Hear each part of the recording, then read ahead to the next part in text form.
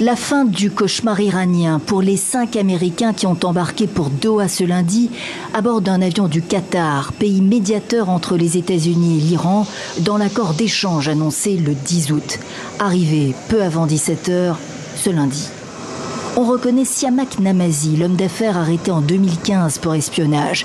Morad Tabaz, le défenseur de la faune et de la flore emprisonné en 2018. Et Emad Sharki, l'investisseur en capital risque. L'identité des 2 autres n'a pas été divulguée. Dans une déclaration, Joe Biden salue le retour prochain de 5 Américains innocents. En échange, Washington a annoncé avoir libéré 5 Iraniens, poursuivis ou condamnés pour des délits sans violence. 2 d'entre eux sont arrivés en Iran, selon l'agence de presse iranienne privée Tasnim.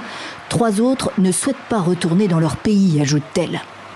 L'accord s'accompagne du déblocage de près de 6 milliards de dollars d'avoirs iraniens à utiliser pour des achats humanitaires, insiste Washington. Fonds reçus, confirme Téhéran ce lundi. Hier, nous avons reçu une lettre officielle de responsables du Qatar affirmant que les comptes de 6 banques iraniennes avaient été activés. Aujourd'hui, l'équivalent de 5 573 millions et 492 000 euros ont été déposés sur les comptes de ces 6 banques. L'accord, critiqué aux États-Unis par le camp républicain, ce n'est pas une rançon, s'est défendu l'administration Biden, est le fruit d'années de tractations.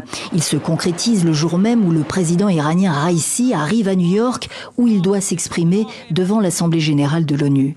Certains experts voient dans cet accord un apaisement de circonstances entre Washington et Téhéran, mais en aucun cas un règlement des tensions.